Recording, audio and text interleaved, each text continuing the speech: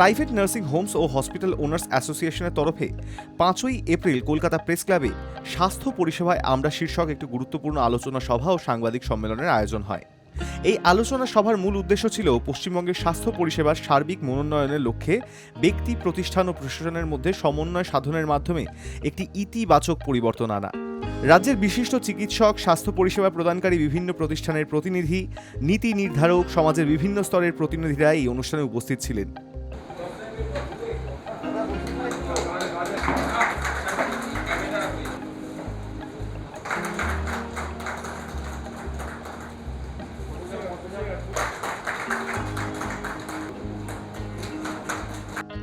Private nursing Holmes ও hospital owners association তাদের পরিকল্পনা সম্পর্কে জানায়, যার মূল লক্ষ্য 2026 সালের মধ্যে একটি সমন্বিত ও আধুনিক স্বাস্থ্য পরিকাঠামো গড়ে তোলা, যাতে সাধারণ মানুষের চিকিৎসার জন্য তাদের জেলা বা রাজ্যের বাইরে যেতে না হয়।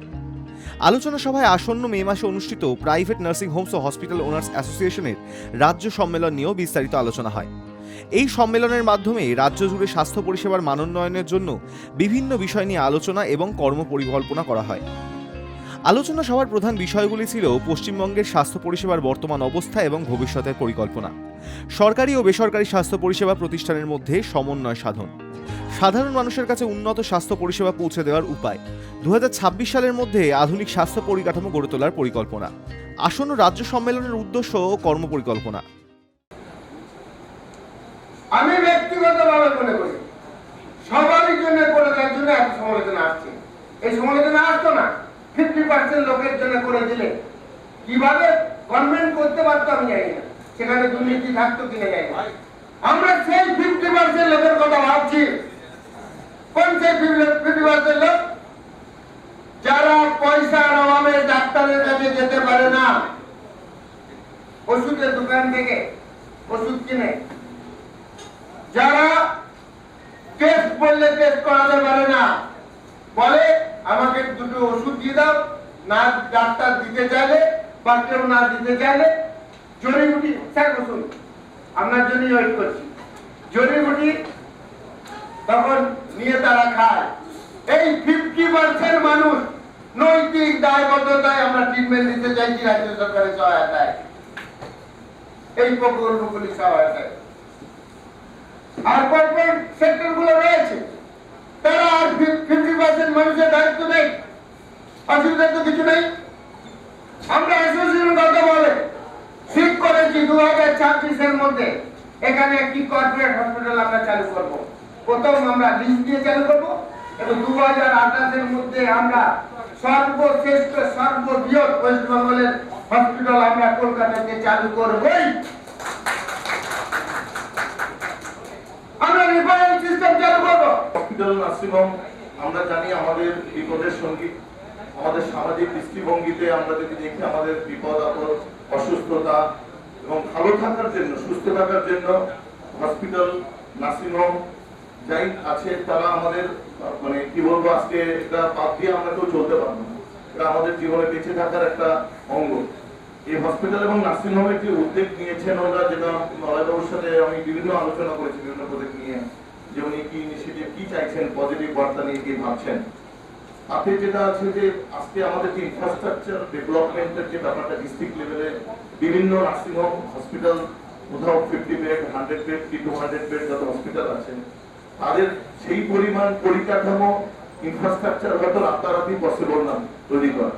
তো ওনাদের যে একটা উদ্যোগ যে প্রত্যেকটা ডিস্ট্রিক্ট লেভেলে ওয়েস্ট বেঙ্গলের প্রত্যেকটা কর্নার থেকে যে সেই হসপিটালের ইনফ্রাস্ট্রাকচার গুলোকে সামগ্রিক ভাবে যে এক জায়গায় করে নিয়ে আসে, একই প্ল্যাটফর্মে নিয়ে আসা, আই থিঙ্ক এটা all Bengal private hospital owners অ্যাসোসিয়েশনকে ইনিশিয়েটিভ নিয়েছেন যে আর কোন ওটি কোন স্পেশাল মানে equipments, medical instrumentation continue update হচ্ছে, সেটা কার কোন ফ্যাসিলিটি আছে, এবং প্রত্যেকটা মানে আমরা যেটা বলি যে কানেক্টিং পিপল বা কানেক্টিং ব্রিজ, একটা সোশ্যাল কানেক্ট করা, এক ডিস্ট্রিক্টের অন্য ডিস্ট্রিক্টের সাথে কানেক্ট করা, যে নিজেদের মধ্যে এই যে অ্যাসোসিয়েশন বা অন্য সোসাইটিতে যারা মেম্বার আছেন, যেটা আমার এই ফেসিলিটি আছে আর একজনের নেই, মানে এটা আমি আমারটাই, আমার হসপিটাল আমি আমার মতো করে চালাবো, আমি আর্নিং করবো বা আমি এটাকে গ্রোথ করবো, আমি হয়তো আজকে 100 বেড থেকে 500 বেড হসপিটাল বা 1000 বেড হসপিটালে নিয়ে যাবো, এটা কেউ মাথায় রাখেনি। এটা একটা বড় উদ্যোগ এই অনার্স অ্যাসোসিয়েশনের তরফ থেকে, যে এই উদ্যোগ যেটা নিয়েছেন যে এটা সবাইকে এক জায়গায় করে একটা প্ল্যাটফর্মে নিয়ে এসে আগামী দিন যাতে ভবিষ্যতে আমাদের বেঙ্গলের ওয়েস্ট বেঙ্গলের যে পেশেন্ট যারা অসুস্থ আমাদের মানে ট্রিটমেন্টের জন্য যেটা আমরা চারদিকে আমরা ডিস্ট্রিক্ট লেভেলে আমরা ঘুরে বেড়াই ভালো ট্রিটমেন্ট পাওয়ার জন্য, তো সেই তাদেরকে আর আমাদেরকে যাতে বাইরে না যেতে হয়, নিজে একে অপরের হাতে হাত মিলিয়ে এবং নিজেদের মধ্যে যদি সেটাকে ট্রিটমেন্টটা আমরা বেঙ্গলের মধ্যেই রাখতে পারি, এটা আমাদের একটা বড় উদ্যোগ। স্বাস্থ্য পরিষেবার মানুষকে উন্নত মানের পরিষেবা দেওয়ার লক্ষ্যে আমরা একটা চিন্তা ভাবনা নিয়েছি যে আমাদের ছোট এবং মাঝারি যে সমস্ত ওয়েস্ট বেঙ্গলের যত নার্সিং হোম প্রাইভেট হসপিটাল আছে সেগুলোর ইনফ্রাস্ট্রাকচারগত ডেভেলপমেন্ট খুবই জরুরি প্রয়োজন আর কি।